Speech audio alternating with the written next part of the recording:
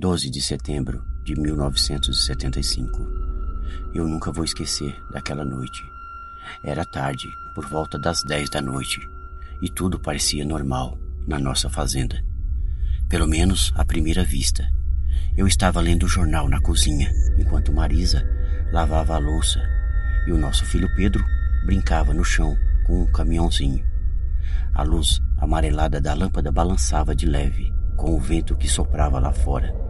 Foi então que ouvi o primeiro barulho, um som baixo, gutural, vindo da plantação de milho. Olhei para Marisa, que parecia não ter notado, mas aí o som veio de novo, mais alto, algo entre um rugido e um grunhido. Era diferente de qualquer animal que eu já tivesse ouvido. Marisa, você ouviu isso? Perguntei, sentindo um nó na garganta. Ela desligou a torneira, inclinando a cabeça para escutar.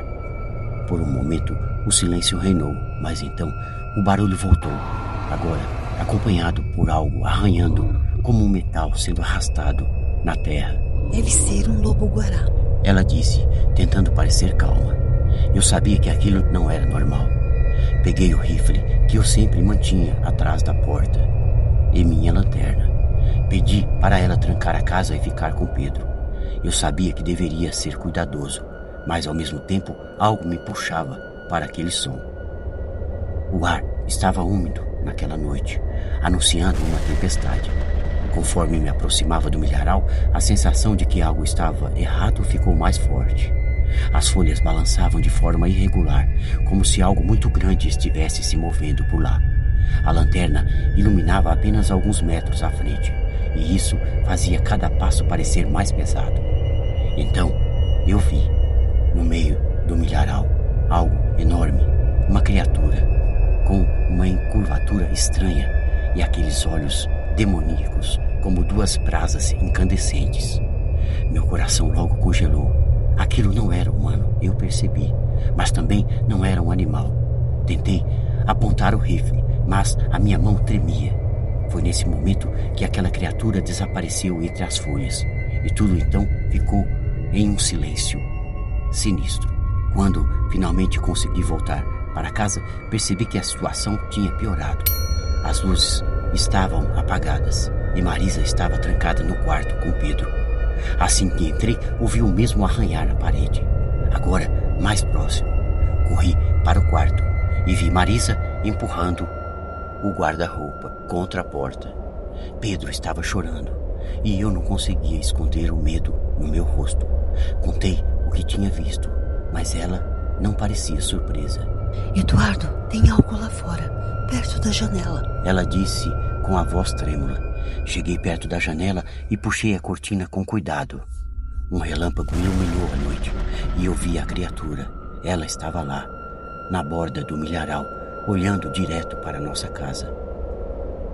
Alta, coberta por um pelo negro e queimado, com garras enormes que pareciam capazes de rasgar qualquer coisa. A criatura então começou a arranhar a janela, quebrando o vidro em pedaços. Pedro gritou e eu apontei o rifle, disparando contra ela. O som do tiro ecoou pela casa, mas não pareceu surtir nenhum efeito. A criatura rugiu e eu soube que precisaríamos sair dali imediatamente. Puxei Marisa e Pedro para fora do quarto e corremos para a porta dos fundos. Lá fora, a chuva finalmente começou a cair, mas não foi um alívio. A tempestade trouxe o caos. Corríamos pelo milharal, tentando chegar à velha capela que ficava a uns 500 metros de distância da nossa casa.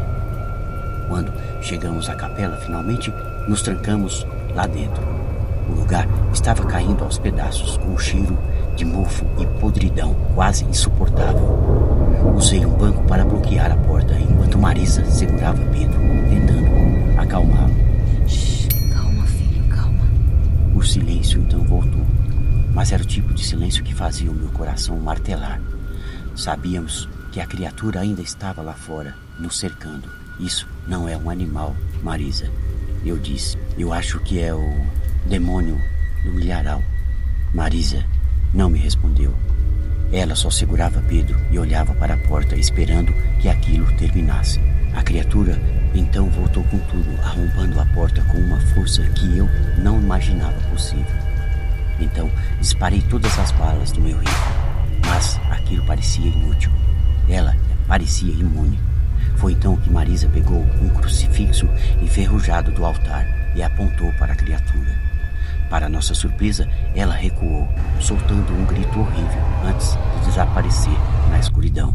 Com o nascer do sol, deixamos aquela capela e voltamos para nossa casa, ou o que quer que tenha restado dela, pois lá dentro estava tudo destruído, como se um furacão tivesse passado por ali.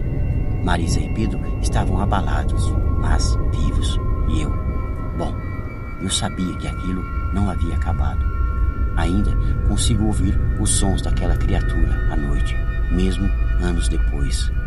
Eles dizem que é o demônio do milharal e que ele ainda está lá fora esperando. E eu acredito. Eu o vi e sei que ele é real.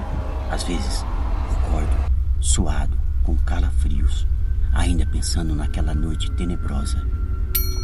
Mas Marisa me acalma com seus afagos.